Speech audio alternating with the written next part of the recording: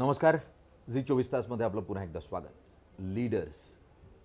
Leaders म्हटलं की रूढार्थानं तुमच्या माझ्या मनामध्ये राजकीय नेतृत्व उभं राहतं. मात्र राजकीय नेतृत्व हे खऱ्या अर्थानं समाजाला पुढे घेऊनच जातं असं नाही. समाजातल्या विविध क्षेत्रांमध्ये उत्तुंग काम करणारी व्यक्तिमत्व ही खरोखर समाजाला पुढे घेऊन जात असतात, दिशा दाखवत असतात. उद्योग क्षेत्रातलं असंच एक नाव म्हणजे सौरभ गाडगीळ. सौरभ गाडगीळ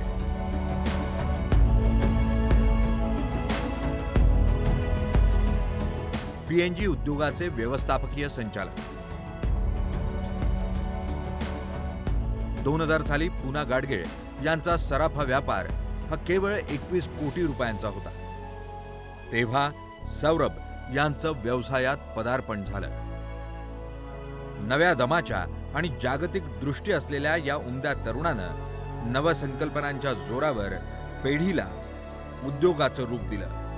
अमेरिका, दुबई आणि महाराष्ट्रात सर्वत्र पीएनजीच्या अनेक शाखा उघडल्या गेल्या.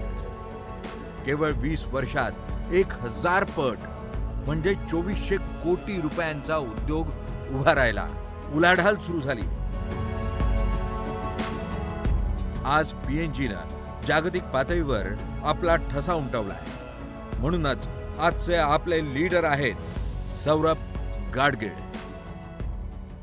सौरभजी, खूप खूप स्वागत आपलं. नमस्कार. पीएनजी म्हटलं की आम्हाला सहजतेनं ब्रँड रेकग्नाइज होतो तो ज्वेलरी उद्योगातला. सौरभ गाडगीळ यांनी पूना गाडगीळ ते पीएनजी पर्यंतचा प्रवास जो आहे तो घडवून आणलेला आहे. आणि 21 कोटी रुपयांचा उद्योग हा 2400 कोटीपर्यंत पोहोचलेला आहे पर इयर टर्नओव्हरपर्यंत. मुळात ही थॉट प्रोसेस कुठून आली की आपण ब्रँड जो आहे तो इनोव्हेटिव्ह करावा आणि मार्केटिंग ब्रँडिंगमध्ये मल्टी स्टोर्समध्ये आपण जावं? खूप मोठा प्रश्न आहे. मी सांगेन सुरुवात ह्याची झाली, आम्ही लक्ष्मी रोडला दुकानासमोर वाडा होता आमचा. त्या लहानपणापासून मी इथेच वाढलेलो आहे. सुट्ट्यांमध्ये किंवा विकेंडला दुकानात येणं, आजोबांबरोबर हात धरून दुकानात येणं, कॅश काउंटरला उभं राहणं, दागिन्यांना हात लावणं, जुनं सोनं बघणं, अशा गोष्टी अजाणतेपणे मी लहानपणापासून करत आलेलो आहे. त्यामुळे एक आपण म्हणतो ना की व्यवसायाची आवड नॅचरली निर्माण झाली. त्यानंतर 10वीपर्यंत मी शाळेत व्यवस्थित अभ्यास करायचो, बोर्डात आलो होतो. आणि त्याच्यानंतर त्या काळात मी बुद्धिबळ खेळायचो.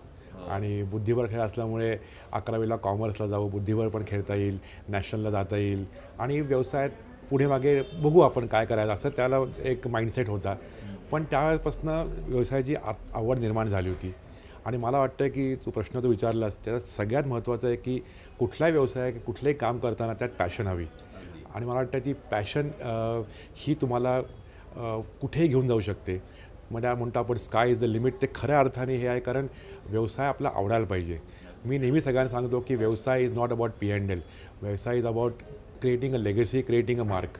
आपण जे करतो आहे त्या काही आपण वेगळं करून दाखवायला पाहिजे आणि ते कायम लोकांना लक्षात राहतं, ते लॉंग लास्टिंग राहतं. तर याच ह्याच्यातनं मी व्यवसायात एंट्री केली. ती पण माझी एंट्री झाली बाय चान्स. मी 1996-97मध्ये माझं MBA करत होतो. सेकंड इयर फर्स्ट इयरला होतो. आणि त्या काळात आम्ही अमेरिका किंवा दुबईला ज्वेलरी एक्सपोर्ट करायचो. आणि एका एक्सपोर्टच्या शिपमेंटला काहीतरी अडचण आली होती, डॉक्युमेंटेशनमध्ये अडचण होती. आणि मी त्यावेळेला MBA इन फॉरेन ट्रेड करत होतो. तर त्याच्यामुळे ती अडचण काय आहे आपण समजून घेऊ आणि त्यात थोडा आपण हातभार लावू, या हेतूने मी तिथे पदार्पण केलं. ती अडचण सुटली, तो एक्सपोर्ट झाला.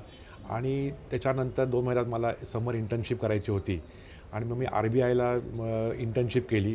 ती पण मी केली गोल्ड मार्केट डेव्हलपमेंटमध्ये. त्या काळात इंडियात गोल्ड मार्केट फ्युचर्सचं नव्हतं. तर मग लंडन मार्केट काय आहे, न्यूयॉर्क मार्केट काय आहे, आपलं इथे कसं ते करता येईल, त्याच्यात मी अनेक बँकरशी भेटलो, अनेक टॉप ज्वेलर्सशी भेटलो. आणि यातनं एक इंडस्ट्रीबद्दल माझं एक फाउंडेशन तयार झालं, एक नॉलेज तयार झालं. आणि त्या फाउंडेशन, त्या नॉलेजवरती आणि पॅशनवरती 2000 साली मी या बिझनेसमध्ये पदार्पण केलं. तुम्ही म्हटलास की हे कसं करू शकला, आय थिंक ह्या सगळ्यात मोठं श्रेय होतं माझ्या आजोबांचं, दाजी काकांचं. कारण आपण ब्लेसिंग्स म्हणतोच, पण त्याबरोबर एक ओपन माइंडसेट की नवीन गोष्टीला संधी देणं, एक नवीन थिंकिंगला वाव देणं, हे त्यांनी करून हे त्यांच्यामध्ये होतं. म्हणजे जसं तुम्ही म्हणालात की आजोबांना तुम्ही ज्यावेळेला विचार सांगितला असेल की आपण मल्टी स्टोअरला जाऊयात किंवा आपण रिब्रँड करूयात आपल्या प्रॉडक्टला, तर त्यावेळेला काय प्रतिक्रिया होती त्यांची? नाही, त्यांची प्रतिक्रिया खूप प्रोग्रेसिव्ह होती. म्हणजे मला आश्चर्य वाटतं की त्या काळातसुद्धा त्यांनी मला कधीच कुठल्या गोष्टीला नाही नाही म्हणले. असं होतं, तू काय म्हणतो आहेस ना, ते दाखव, आपण चर्चा करू त्यावरती. मी त्यांना म्हणून सांगितलं की आपण एक पहिलं स्वॉट करूयात. मी जेव्हा आलो बिझनेसमध्ये तेव्हा आमचं एकच दुकान होतं, पण त्या स्वॉटमध्ये म्हणजे स्ट्रेंथ, विकनेस, थ्रेट्स आणि ऑपॉर्च्युनिटीज ह्याच्यातनं केल्यावरती आपल्या स्ट्रेंथ माहिती होत्या. काही स्ट्रेंथ ज्या आपल्याला आपण बघत पण नाही त्या स्ट्रेंथ होत्या, पण त्यातनं मी म्हटलं खरं आपण सगळे बघूयात की आपल्या थ्रेट्स काय आहेत आणि पुढे संध्या काय आपल्याकडे आहेत. त्याच्यातनं मी एक सायंटिफिकली अप्रोच केला आणि मग लक्षात आलं की थ्रेड अशी आहे की त्याला पुणे खूप वाढत होतं आणि आपल्या दुकानामध्ये लिमिटेशन होतं की किती गिऱ्हाईक एकाला येऊ शकतात. त्यावेळेला असं होतं की गाडग्यांकडे गेलो की 3-4 तास जाणार, ही त्यावेळेला एक लोकांमध्ये एक चर्चा असायची आणि लोक त्या सांगायचं नाही गेलं ना 4 तास तर गेले आपले. पण त्याच ह्याच्यातनं असं आलं सर्वेतनं की त्या काळात बायका 1990च्या आधी बायका घरी मॅक्झिमम बायका घरी असायच्या, त्यांना वेळ असायचा. तो काळ बदलला होता, डिस्टन्स वाढली होती, पुणे वाढलं होतं आणि आपण नसतो बदललो, अजून शाखा नसता केल्या तर कदाचित असं असतं की लोकांना यायचं आहे आपल्याकडे, पण गर्दीमुळे किंवा डिस्टन्समुळे लोक येऊ शकत नाही आहेत. ही एक मोठी थ्रेट होती आणि जी थ्रेट जेव्हा सगळ्यांना समजून सांगितली तेव्हा त्यांनी पटली. मग दुसरं होतं की आपलं दुकान चालतं माणसांवरती, कॅशला आपण असायला पाहिजे, दुकान उघडा किल्ले आपल्याला असायला पाहिजेत. मग ही एक जी मनात कल्पना होती की मालक म्हणजे गल्ल्यावर बसतो, मालक किल्ल्याने दुकान उघडतो, तर ती कशी बदलायची. मग त्याच्यावरती डिस्कशन बरंच झालं करून. मग त्यांना मी त्या सांगितलं आपण की सिस्टीमवरती आपण अवलंबून राहूयात. म्हणजे पीपल नको सिस्टीम्स, म्हणजे सिस्टीम कायम राहते, लोकं बदलली तरी सिस्टीम राहू शकते. मग ती सिस्टीम कशी बसवायची, मग त्याच्यात गोष्टी काय येऊ शकतात. आणि ह्याच्यावर एक वर्षभर चर्चा झाल्यावरती 2001 साली आम्ही आमची पहिली शाखा काढली, म्हणजे ब्रांच म्हणून आपण त्याला, पौड रोडला. आणि जेव्हा ती व्यवस्थित चालली, जेव्हा तिथे जम बसला, तेव्हा सगळ्यांना एक खात्री पटली की आता आपण अजून शाखा विस्तार करू शकतो, आपल्याकडे फाउंडेशन स्ट्रॉंग आहे. आता साधारण भारतभरामध्ये 35 शाखा आहेत. मुळात परदेशातही PNG हा ब्रँड आहे. न्यूयॉर्कला सुरू करावं ही कल्पना कुठून आली? हे आपण म्हणतो ना की भारतात शाखा आपल्या होत्या, आपल्याकडे गिराईक बरंच बाहेरगावचं यायचं, परदेशातनं लोकं यायची किंवा मी जायचो, मी शिकायला जायचो. मी अजूनही प्रत्येक वर्षी हार्वर्डला जातो एक छोटा कोर्स करायला की केस स्टडीज, की जगात काय चालू आहे, ग्रुप डिस्कशनसाठी. आणि तिथे गेल्यावरती मी जेव्हा माझ्या मित्रांना किंवा तिथे बाकी लोकांना भेटायचो, तर एक कायम त्यांना खंत असायची की आता अमेरिकेत जवळजवळ 10-1 कोटी भारतीय लोकं राहतात आणि त्या लोकांना कुठलंही आपलं महाराष्ट्रीयन तिथे ज्वेलरी स्टोअर नाही आहे की आपल्या अगदी छोटे सणांपासून गणपती उत्सव आहे, दिवाळी आहे, काय दागिने घ्यायचे आहेत, काय चांदी वस्तू घ्यायच्या आहेत, त्यांना कॉम्प्रोमाइज करायला लागतं, मन मोडायला लागतं. मग त्यांनी सांगितलं की तुम्ही का करू शकत नाही US ला, काय अडचण आहे. मग ही डोक्यात एक मला चॅलेंज आलं होतं की खरं आपण का करू शकत नाही. ही गोष्ट आहे 2006-07 सालची. मग त्यावेळेला आम्ही म्हणलो की चला आपण एक थोडं एक्झिबिशन्स करू, मार्केट स्टडी करू, बघू कसं होत आहे. मग आम्ही 2008 आणि 2009 ह्याच्यात US ला अनेक ठिकाणी एक्झिबिशन्स केली, अनेक सिटीजमध्ये जाऊन, काही लोकांच्या घरी जाऊन, छोट्या हॉल्समध्ये, हॉटेल्समध्ये. त्यातनं एक आला कॉन्फिडन्स की लोकांनी ते दागिने घ्यायचे आहेत, लोकांना डिझाईन आवडत आहेत आणि हे मार्केट चांगलं आहे. आणि मग 2009च्या अखेरीस तिथे शाखा चालू केली. आम्ही त्याला निवडलं पहिलं कॅलिफोर्निया, कारण कॅलिफोर्नियामध्ये एक आपली IT मधलं मोठं पॉप्युलेशन होतं, जे ते सेटल्ड आहे, वेल अर्निंग आहे आणि ज्यांच्याकडे बाईंग पोटेन्शियल आहे. दुसरं म्हणजे की त्या महाराष्ट्रीयन लोकसंख्या खूप मोठी होती आणि तिथे कोणीही महाराष्ट्रीयन ज्वेलर नव्हता. म्हणजे बरेचसे छोटी दुकानं होती, मॉम अँड पॉप ज्याला म्हणतो आपण, पण ते बरेचसे लोक होते गुजराती, पंजाबी, त्यांची दुकानं तिकडे होती.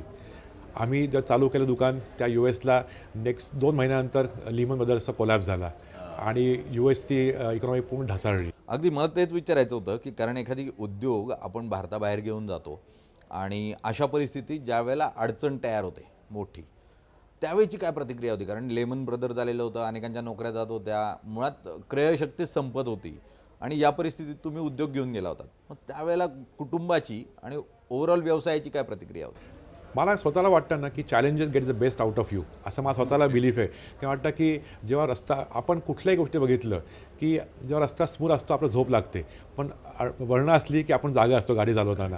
असंच आहे की व्यवसाय जागा स्मूथ चालू असेल ना, आपण पण खूप कॉम्प्लेसंट होतो आणि चॅलेंजेसमधनं आपल्या आतली जी इनर शक्ती असते ती पुढे येते.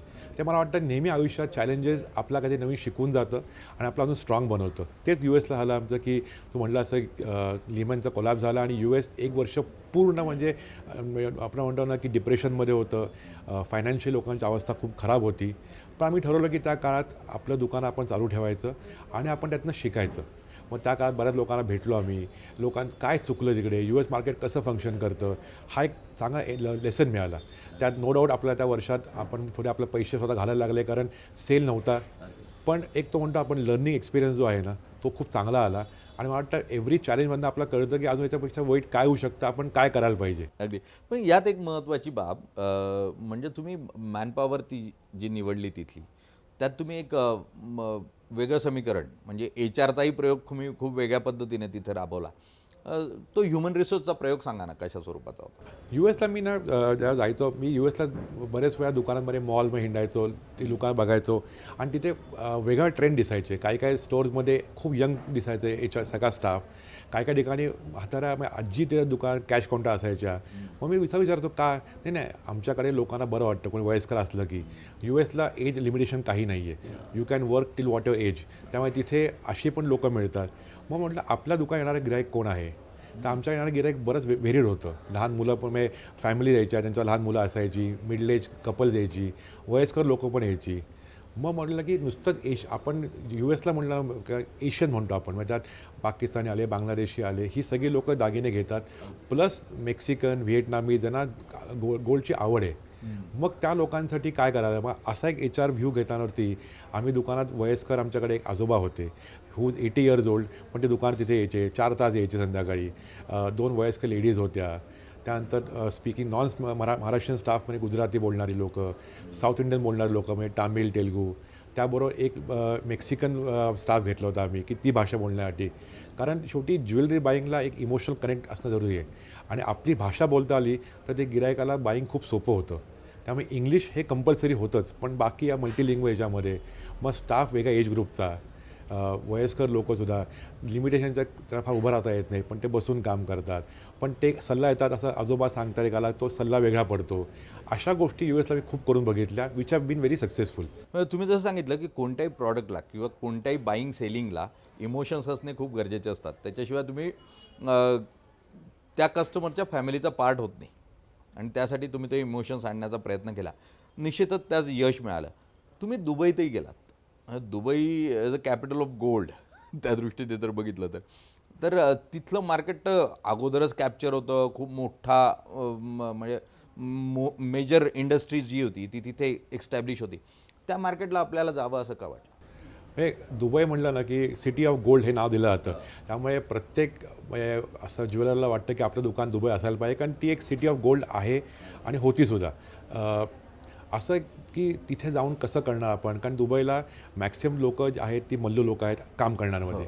पण त्याच्यानंतर सरप्रायझिंगली सेकंड मोठा चंक आहे महाराष्ट्रीयन लोकांचा, जे बऱ्याच लोकांना माहिती नाही आहे. पण बँकिंगमध्ये, ऑइल अँड गॅसमध्ये बरीच लोकं महाराष्ट्रीयन आहेत. जी लोकं ते राहत आहेत तिथे अनेक वर्ष आहेत. ते महाराष्ट्र मंडळ आहे, तिथे सगळ्या कल्चरल ॲक्टिव्हिटीज केल्या जातात. तर मग हे झाल्यावरती म्हटलं आपण दुबईला का जाऊ शकत नाही. चॅलेंज मोठा होता असं तू म्हटलं, तर प्रत्येकाने ते सांगितलं की दुबईला एवढे लोकं आहेत, तिथे आपण कसं जाणार, आपण ते कसं एस्टॅब्लिश करणार. पण मी म्हटलं की हा एक चॅलेंज आहे, आपण परत चॅलेंज एक्सेप्ट करूयात. एक नवीन ह्याच्यात मग 2015 साली आम्ही दुबईला ऑप्शन दोन होते, एक मीना बाजार किंवा गोल्ड सूक. पण म्हटलं जिथे आपली लोकं खरेदी करतात, जिथे बाईंग वेडिंग शॉपिंग होतं, तिथे आपण दुकान करावं. मीना बाजारमध्ये आम्ही दुकान चालू केलं. त्यावेळेला परत प्रश्न होते की दुबईत नाव कसं करायचं. जाहिराती खूप करायच्या. आम्ही म्हटलं मी त्या सलमान खानला भेटलो आणि त्यावेळेला सलमान खानला आम्ही घेतला ॲज ॲम्बॅसेडर दुबईसाठी. दुबईला सलमान खान येतो म्हटल्यावरती प्रत्येकामध्ये चर्चा झाली, सगळ्यांमध्ये नाव पोचलं ते आणि रिस्पॉन्स दुकानला पहिल्यांदा चांगला मिळाला. परत दुबईला टुरिस्ट लोक खूप आहेत, त्यामुळे तो एक मोठा बिझनेस आहे. लोकल पॉप्युलेशन आहे, त्यामुळे तिथे एक वेगळे चॅलेंजेस येतात, वेगळ्या प्रकारचा बिझनेस करायची पद्धत आहे. पण एक चॅलेंज होता आणि मला वाटतं चॅलेंजमधनं आपल्याला काहीतरी नवीन करायला मिळतं, एक प्रेरणा मिळते. मग चॅलेंजमधून तुम्ही सातत्याने नवीन प्रयोग केले, यशस्वीही झालात. मला एक नेहमी तुमच्या ब्रँडकडे नजर टाकल्यानंतर एक तो असा रॉयल कलर जो आहे, मुळात जो आम्ही कॅडबरीत बघत आलेलो तो जांभळा रंग पाहायला मिळतो आणि ती ब्रँड आयडेंटिटी आहे, तो ब्रँड कलर आहे. मुळात ब्रँड कलर म्हणून हा जांभळा कलर निवडावा, ही कल्पना कुठून आली? ही ॲक्च्युली कल्पना खूप झाली कोइन्सिडेंटली. मी पॅरिसला आम्ही ट्रिपला गेलो होतो फॅमिली, आणि तिथे मी एकाशी बोलत होतो जो या आर्ट फील्डमधला होता. त्याशी बोलताना असा मी विषय निघाला कलर्स आणि लुव्र म्युझियम, आणि त्याच्यात बोलताना ते सांगितलं की पूर्वी हा purple colour was only for royalty, आणि तो वापरायला रॉयल फॅमिलीकडनं परमिशन लागायची. आपण बघितलं कॅडबरीवर ऑथेवर लायसन्स चॉकलेट मेकर्स म्हणून त्यांना तो कलर वापरता यायचा. विम्बल्डनला बघितलं तर पर्पल कलर वापरतात, पण दॅट इज लायसन्स, कारण ते रॉयल फॅमिली सपोर्ट होता. तर मग नंतर रॉयल फॅमिलीज गेल्यानंतर तो कलर झाला, पण त्याची हिस्ट्री अशी आहे की रॉयल्टी आणि पर्पल गो टुगेदर. म्हणजे पूर्वी गाऊन्स होते लोकांचे, त्यात रॉयल होते, ते एक असा कलर होता तो की तो कॉमन लोक वापरू शकायची नाहीत. आणि मग मी म्हटलं आपण हा कलर इथे वापरू शकतो का, की मागे फिलॉसॉफी अशी होती की प्रत्येक माझा कस्टमर एक रॉयल कस्टमर आहे. तो जागेने घेतो पीएनजीचे, तर वी आर सर्विंग रॉयल्टी, आणि फॉर अस प्रत्येक माणूस हा रॉयल्टी आहे. ह्याच्यातनं ही कल्पना निघाली. तो कलर युनिक आहे, तो कलर उठून दिसतो, आणि कोणी वापरला नव्हता आत्तापर्यंत. तू म्हटलं असं कॅडबरी वापरायची, पण त्या मागचं लॉजिक कॅडबरीला ती परमिशन होती.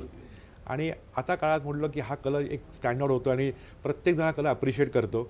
तर मागची स्टोरी अशी होती की इट स्टूड फॉर रॉयल्टी. क्या बात आहे.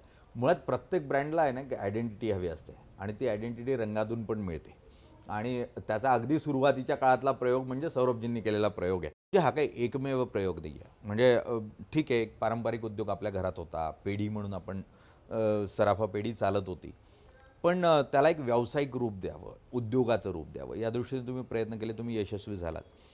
मुळात या पूर्ण प्रयोगांमध्ये शिक्षणाचा भाग आहे, आणि तो अत्यंत महत्त्वाचा आहे. MBA तुम्ही केलं त्यावेळेला असं ठरवून की हाच व्यवसाय करायचा आहे, घरचं जे म्हणजे कौटुंबिक व्यवसाय आहे तोच पुढे घेऊन जायचा आहे, हे उद्दिष्ट क्लिअर होतं? MBAला असताना उद्दिष्ट बरोबर क्लिअर होतं. कारण MBAला मी फर्स्ट इयरला असताना मी म्हटलं तर एक्सपोर्टचा एक किस्सा आला होता, त्यात मी इन्व्हॉल्व झालो होतो. परत मी माझं MBAचं इंटर्नशिप जे आपण असते फर्स्ट इयरनंतर, ती मी RBIमध्ये केली होती. त्या गोल्ड मार्केट्समध्ये होतो, त्यामुळे एक मला मार्केटची एक पूर्ण अंडरस्टँडिंग, एक आवड निर्माण झाली होती. पण माझ्या डोक्यात एक होतं की मला टिपिकल दुकानात सकाळी 10 ते संध्याकाळी 8 बसा आणि पेढीवर बसून काम करा, हे मला करायचं नव्हतं. पण त्याबरोबर म्हणून मी म्हटलं होतं की जर का ती संधी मिळाली तर मी ह्याच्या पुढे व्यवसाय वाढवू शकीन, आणि नसेल तर म्हटलं मी बाकी काय करीन. कारण एका दुकानाला एवढी लोकांची गरज काहीच नव्हती. तर तो एक माइंड होता, आणि त्यावेळेला आल्यावरती सगळ्यांनी सपोर्ट केला, त्यामुळे मी अनेक गोष्टी नवीन करू शकलो. कारण मला वाटतं की आपण शिकलो, आपलं पोटेन्शियल आहे, ते पोटेन्शियल नुसतं वाया घालून एका दुकानात बसून दिवसभर बसायचं, तिथे काम करायचं, ह्याच्यात मजा काही नव्हती. तर मला एक क्लिअर होतं MBA करत असताना की आपल्याला जे शिकवलं MBAमध्ये की थिंक बियॉन्ड युअर लिमिट्स. आणि त्या काळात मी बऱ्याच पुस्तकं वाचायचो, ऑटोबायोग्राफी वाचायचो. आपण अमेरिकेतले बघितले उद्योगपती की एका ठिकाणी राहून 100 दुकानं बघतायत, चालवत आहेत, व्यवसाय करतायत, जगभरात आहेत. त्यामुळे एक मनात तर ध्येय होतं की करायचं तर काही वेगळं करायला पाहिजे. आपला व्यवसाय वाढत आला तर त्यात सुख सगळ्यात मॅक्झिमम होतं, नथिंग लाईक इट. म्हणून ते मग एक धरून मी माइंडसेट इथे एंट्री केली, आणि सगळ्यांनी सपोर्ट चांगला केला. अगदी. पण तिच्यात एक सर्वात महत्त्वाचा मुद्दा तो म्हणजे तुमच्या या सगळ्या केस स्टडीवर, कारण तुमची पण स्वतःची एक केस स्टडी आहे. तुम्ही आज जगाच्या केस स्टडी अभ्यासत असताना तुमची उद्या आम्हाला केस स्टडी म्हणून अभ्यासावी लागणार आहे. तुम्ही डेलिगेशन ऑफ पॉवर यावर खूप काम केलेलं आहे, तर ते कशा स्वरूपाचं होतं? ठीक आहे. मी ज्या दुकान आलो ना तेव्हा मी आमचे एक सिम्बॉईजमधले होते प्रोफेसर गोडबोले म्हणून, त्यांना मी म्हटलं की सर या बघाल ते या इकडे. ते मला ते म्हटले की तुम्ही इथे जे करताय ना सगळं तुम्ही स्वतःच करताय. म्हटलं हो ना. तर ते म्हटले हे तुम्ही किती वेळ करू शकणार आहात, मग तुम्हाला लिमिटेशन आहे की तुम्ही एका दुकानात एका ठिकाणी आहात, तुम्ही ह्याच्या पलीकडे तुम्ही इथे सगळी सर्व्हिस चांगली येत आहे, काम करताय, एन्जॉय करताय. पण तुझी विजन जी आहे की मला ग्रो करायचं आहे, त्यासाठी you have to have systems. System म्हटलं की त्याला डेलिगेट करायला पाहिजे. डेलिगेशनला सगळ्यात महत्त्व मला वाटतं एक मेंटल प्रिपेअर्डनेस लागतो, की माझ्या दुकानात माझ्याकडे किल्ल्या नाही आहेत, मी गल्ल्यावर बसत नाही आहे, ही एक मेंटल तयारी लागते. आणि दुसरं delegation has to go along with checks आणि मेजर्स. म्हणजे आपण त्याला म्हणतो की नुसतं डेलिगेट केलं आणि कंट्रोल सुटला तर ते चुकीचं होऊन जाईल सगळं. त्यामुळे डेलिगेशनला एक प्रॉपर मेट्रिक्स लागतं, ऑथॉरिटी मेट्रिक्स. तर ते बसून केलं आम्ही. त्याला रिपोर्ट्स लागतात, आणि एका ऑर्गनाईज पद्धतीने काम केलं तर डेलिगेशन शक्य आहे. बरेच लोक म्हणतात अरे नाही मी हे करू शकत नाही, कारण ती तुमचं स्ट्रक्चर ऑर्गनाईज नाही आहे. डेलिगेशन फार अवघड नाही आहे. डेलिगेशन म्हणजे काय आहे की मी जे काम करू शकतो ते माझ्यापेक्षा चांगले लोक काम करू शकतात. कारण मी असं म्हटलं की मी सगळंच करू शकतो तर ते म्हणजे होतं jack of all master of none. त्यापेक्षा मी प्रत्येक क्षेत्रातली लोकं चांगली निवडली, त्यांना मी माझं ड्रीम सांगितलं. डेलिगेशनला महत्त्वाचं काय आहे की आपलं स्वप्न जे आहे ते लोकांपर्यंत पोचायला पाहिजे, कारण we all have to live a common dream. ते झालं करून की मग मला तुझ्याकडनं अपेक्षा काय ह्याची क्लॅरिटी हवी. मी सांगितलं मला हे करून हवं आहे तुझ्याकडनं, पण ते हे म्हणजे काय ते लिस्ट डाऊन करायला पाहिजे. Can be quantity, can be based on subjective, पण ते लिस्ट डाऊन करायला पाहिजे. त्याला एक टाईम फ्रेम असायला पाहिजे आणि मग ते तू कसं करणार. म्हणजे तुला मी सांगितलं तू जाऊन उद्या युद्ध कर, तर काय काय लागणार आहे ह्याची तयारी असायला पाहिजे आणि माझं काम आहे ते सगळं तुम्हाला प्रोव्हाइड करणं. त्यामुळे असं प्रकारे डेलिगेशन केलं आम्ही आणि वेगळ्या क्षेत्रांमध्ये केलं. म्हणजे प्रत्येक फील्डमध्ये मार्केटिंग असेल, सेल्स असेल, फायनान्स असेल, त्या लोकांवर विश्वास ठेवणं, त्या लोकांना डेलिगेशनला लोकांना रिस्पेक्ट देणं खूप महत्त्वाचं आहे. कारण तो माणूस त्यातला क्वालिफाईड आहे, त्याला रिस्पेक्ट देणं, त्याच्याकडनं ते काम करून घेणं आणि त्याला थोडी स्पेस देणं. तर ते करू शकणारं डेलिगेशन खरंच कोणी करू शकेल. आणि आजच्या काळात बघितलं आपण तर delegation is the key in any department. तुमच्या या पूर्ण व्यवसायाची टॅगलाईन आहे, ती टॅगलाईन पण याच अर्थाची आहे. ती कशा स्वरूपातली ती सांगा ना. आम्ही आमचं फिलॉसॉफी आहे थिंक प्युअर. आणि हे मला लहानपणापासून सांगतात दाजी काका की तू काही आयुष्यात करतोस, करशील, पुढे करणार आहेस किंवा आत्ता करतोय, तर एक भावना त्यात शुद्ध असायला पाहिजे. म्हणजे आपण जे काय करतो त्याच्यातनं मला एक क्लिअर ऑब्जेक्टिव्ह असलं, शुद्ध भावना असेल तर ते काम नक्की चांगलं करून होईल. म्हणजे तू अभ्यास करताना टेन्शन घेऊ नकोस किंवा त्यावेळेस की माझ्या मनात मी कष्ट करणार आहे, मला पास व्हायचं आहे, एक भावना शुद्ध असेल, मला पुढे करायचं आहे, तर तो यश नक्की मिळेल. तो हाच पुढे व्यवसाय आम्ही व्यवसायात ते म्हणले की करताना थिंक प्युअर म्हणजे काय की आपण माल विकायचा प्युअर हे तर अर्थ झालाच, पण त्यापेक्षा आपले विचार प्युअर असायला पाहिजेत. मला कोणाला फसवणार नाही मी. म्हणजे आमचे कारागीर सांगतात की साहेब तुमच्याबरोबर आम्ही एवढं मोठे आलो, असं बाकी संधी मिळाली नसते आम्हाला कोणाकडे. म्हटलं तुम्ही मोठे आहात तुमच्या कष्टामुळे, पण तुम्ही एक आपला विचार असेल ना किंवा लोक आपल्याबरोबर मोठी व्हायला पाहिजेत. नुसतं आपण मोठं आलं बाकी लोक मोठे झाले तर त्यांनी that is not how business function.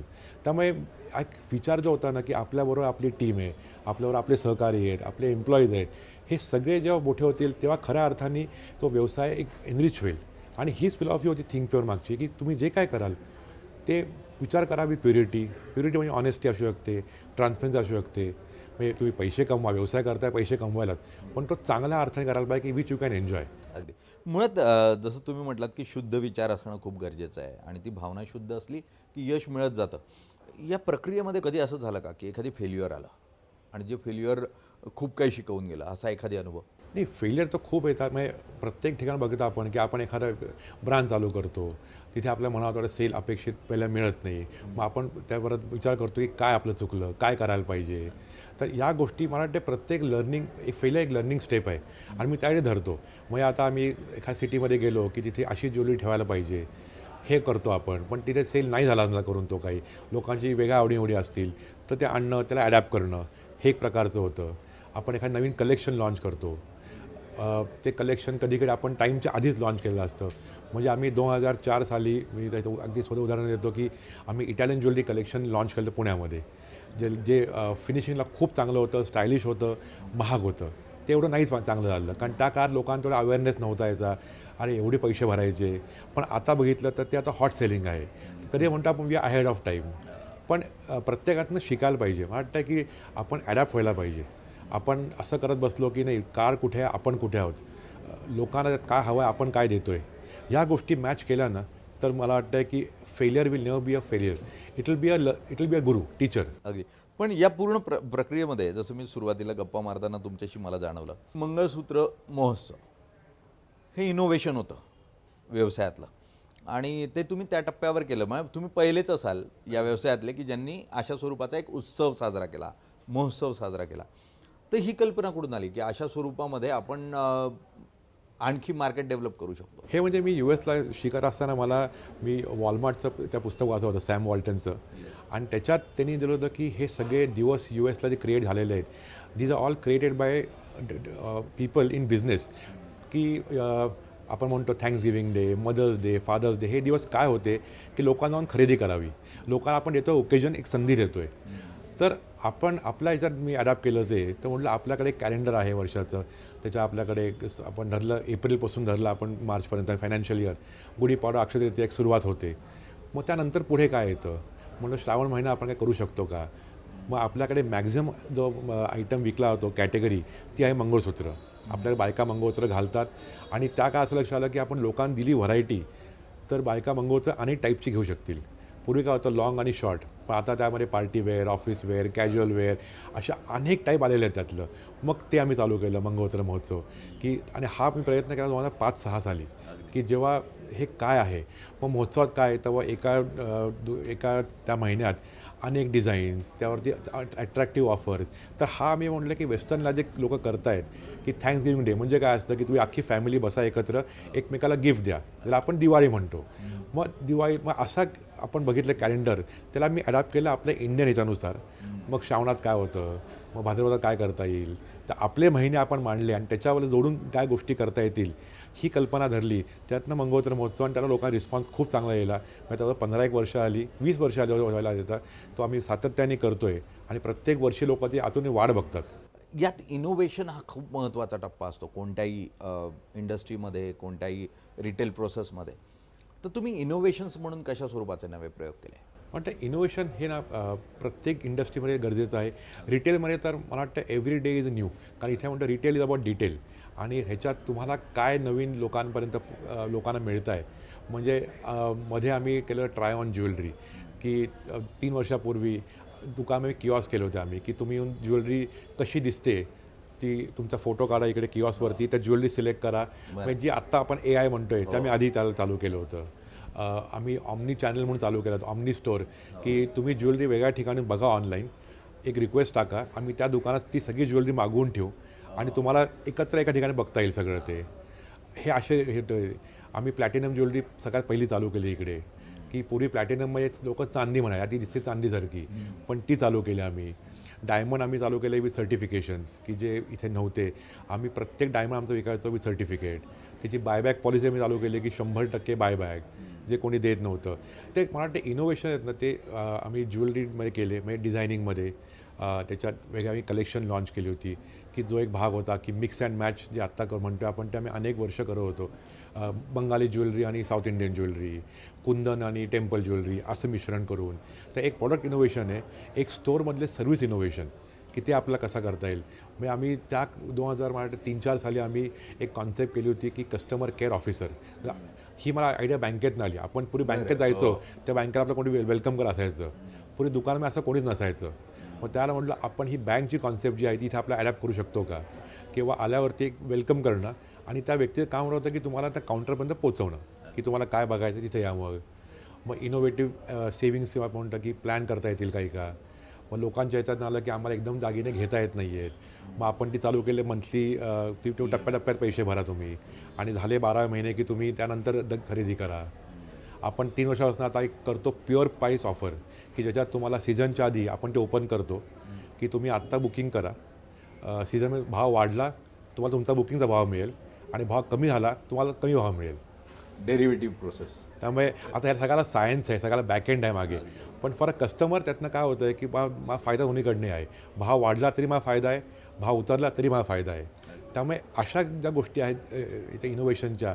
आम्ही पहिला सिल्वर ज्वेलरी ब्रँड लॉन्च केला होता सिल्वर स्टाईल नावाने 2010 साली की त्यावेळेला की 9 to 5 स्टर्लिंग सिल्वर ज्वेलरी. मग त्याच्या आम्ही अनेक व्हरायटी आणल्या होत्या. त्याला मी बराच हिंडायचो आम्ही की बँकॉकला, हाँगकाँगला तिकडनं ज्वेलरी सिल्वरची घेऊन यायचो. मग आता आम्ही नवीन आपली महाराष्ट्रीयन ज्वेलरी सगळी आहे म्हणजे साज म्हणा, ठुशी, हे सगळं आम्ही तयार केलं सिल्वरमध्ये आता आणि ते करतो आहे आता. मूव्ही ज्वेलरी आम्ही खूप करायला लागलो. मग ते एक इनोव्हेशन केलं त्यातनं एक मिळालं सॅटिस्फॅक्शन. आम्ही अनेक चित्रपटांसाठी मालिकांसाठी ज्वेलरी करतो त्याच्यातनं एक मिळतं. जसं तुम्ही दुबईतलं सांगितलं की सलमान खानला तुम्ही ब्रँड ॲम्बॅसेडर म्हणून साईन केलं, तुम्ही तिकडे घेऊन गेला. मग पुढच्या टप्प्यात माधुरी आली, ड्रीम गर्ल, प्रत्येक मराठी माणसाचं स्वप्न असलेली. तर मुळात ज्या काळामध्ये खूप मराठी उद्योजक इतका बोल्ड विचार करत नव्हता मार्केटिंगचा, त्या काळामध्ये हा बोल्ड विचार जो आहे याचं कारण काय ठरलं. वाटतं विचार बोल्ड हाच आहे की चॅलेंजिंग एक वातावरण ॲक्सेप्ट करणं, आउट ऑफ बॉक्स थिंकिंग करणं आणि रिस्क घेणं, या गोष्टी असतील तर माणूस विचार बोल्ड करू शकतो. खूप वेळा माणूस दाबला जातो की आहे ते चांगलं चालू आहे, अजून नको घ्यायला रिस्क. कधी कधी मोटिवेशन कमी पडतं, पॅशन नसते काही. तर वाटतं ह्याचं जर का मिश्रण असेल तर माणूस विचार करू शकतो आउट ऑफ बॉक्स. आणि बोल्ड म्हणजे आपण म्हणतो बोल्ड आणि इरॅटिक असं मला दोन शब्द वेगळे वाटतात.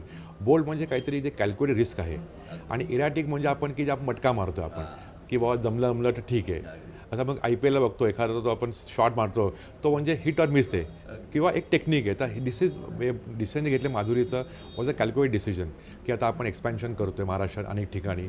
आणि माधुरी अशी होती की एक महाराष्ट्रीयन कल्चरला एक म्हणतो आपण एव्हरग्रीन असं म्हणजे लाईफ टाईम एक ब्युटी आहे.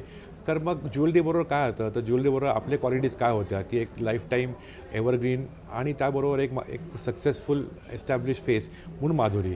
मग माधुरीवर आम्ही अनेक दुकानं लॉन्च केली. आम्ही त्या काळात आम्ही अनेक कलेक्शन लॉन्च केली. आम्ही एक टाईमलेस नावाने माधुरीवर एक कलेक्शन लॉन्च केलं होतं की जे तिच्या म्हणजे जे तिने डिझाईन केलं होतं आमच्या टीमबरोबर बसून. आणि त्या थीम होती की ब्युटी इज टाईमलेस म्हणून ते नाव दिलं टाईमलेस त्याचं आपण. हे टाईमलेस कलेक्शन तर तुमचं आलं, पण विथ टाईम जगाबरोबर चालण्याची तुमची रीत आहे, परंपरा आहे आणि ती तुम्ही डिजिटल युगात राखून ठेवलेली आहे. तुम्ही डिजिटायझेशनकडे वळलेला आहात. ते कशा स्वरूपाचं? कारण ज्वेलरीमध्ये ठीक आहे, आम्ही रिटेल प्रॉडक्ट्समध्ये तर खूप डिजिटल आउटलेट्स बघतो आहे किंवा ॲप्स बघतो आहे. ज्वेलरीला कितपत शक्य आहे आणि कितपत प्रतिसाद मिळतो? ज्वेलरीला असं म्हटलं तर आता digitalisation has taken over the entire world. म्हणजे कुठलंही फील्ड बघितलं आपण डिजिटलायझेशनला आता पर्याय नाही आहे. आता ह्याच्यात ज्वेलरीमध्ये सेल जो आहे इवन ॲमेझॉनचा बघितला आता सेल, तर ज्वेलरी त्याचा सेल खूप कमी आहे कम्पेअर्ड टू अदर कॅटेगरीज. हाच ट्रेंड इथे दिसतो आहे. गिफ्टिंग किंवा आपण जे म्हणतो कमॉडिटी आयटम म्हणजे बुलियनचे कॉईन्स बार्स हे ऑनलाईन विकले जातात. आणि बाकीला आम्ही जे हे केलं आहे ते केलं आहे मी इधर म्हणजे ऑमनीच्या स्टोर मे buy offline but see online. म्हणजे तुम्ही सिलेक्शन ऑनलाईन करा आणि विकत ऑफलाईन घ्या. किंवा आम्ही आता आयटम दोन करतो आहे, रेडी टू शिप जे आयटम तयार आहेत किंवा मेड टू ऑर्डर. तर पण ऑनलाईनला ह्याचं पूर्ण इंटिग्रेशन आहे. येत्या काळात आम्ही आमचा अख्खा स्टॉक ऑनलाईन दिसणार आहे. तर लोकांना कळेल हा स्टॉक रेडीमेड आहे, हा डायरेक्टली घेता येईल किंवा ऑर्डर देता येतील. पण आता शिपिंग इझी आलेलं आहे. लोकांना आता लाईफ टाईम आपण त्याला रिप्लेसमेंट वॉरंटी या गोष्टी करायला लागलेलं आहे. आणि आता छोट्या सणाला लोकांना ज्वेलरी घ्यायची असते. अगदी उदाहरणार्थ राखी, आत्ता आम्ही राखी भारतभर पाठवल्या, जगभर पाठवल्या. आता काही गिराईक ऑस्ट्रेलियातली होती पासून अमेरिकेपर्यंत आपण अनेक लोकांना बहिणीने इथे पैसे भरले, भाव राखी पाठवायचे. जम्मू काश्मीरला, अगदी ओरिसा, आसाम सगळीकडे आपण आता पोचू शकलो आहे. आणि येत्या काळ हा राहणार आहे ऑनलाईनचा. आपलं ॲप आहे. आता लोक फोन करत नाहीत. पूर्वी लोक फोन करायचे, आता भाव काय आहे, माझी ऑर्डर तयार आहे का. आता सगळं लोक ॲपवर बघायला लागतं. आता लोकांना सवय अशी आली की मी बघणार, OTP येणार, आलं की मला माझ्या समोर दिसणार. त्यामुळे आपण जे म्हणतो की जो एक्सपिरियन्स पूर्वी फिजिकल एक्सपिरियन्स होता तो आता आला व्हर्च्युअल एक्सपिरियन्स. पण त्याचबरोबर व्हर्च्युअल एक्सपिरियन्स किंवा बॉन्डिंग कसं ठेवता येईल, इमोशन कशा मेंटेन करता येतील हे खूप महत्त्व आहे पुढच्या काळात. आणि मिक्स असा राहणार आहे की व्हर्च्युअलला फिजिकल सपोर्ट कसा देता येईल ह्याच्यावरती भर असणार आहे. पण मला वाटतं आहे व्हर्च्युअल आणि फिजिकलचं मिश्रण हे येत्या काळाचं गमिक आहे फॉर रिटेल. सौरभजींबरोबरची ही भेट म्हणजे खूप काही शिकवून जाणारी आहे. मुळात उद्योगात यशस्वी कसं व्हावं याची केस स्टडी आहे. आणि त्यामुळे सौरभजींना भेटत राहायला हवं, समजून घ्यायला हवं आणि मार्गदर्शनही घ्यायला हवं. तुम्ही आज ही वेळ दिलीत आणि मुळात शुद्ध विचार जर असला तर यश हे निश्चित मिळतं, हेही या निमित्तानं समोर येताना आम्हाला पाहायला मिळालं. तुम्हाला खूप खूप शुभेच्छा आणि आज वेळ दिलीत त्यासाठी खूप खूप धन्यवाद. धन्यवाद. थँक्यू.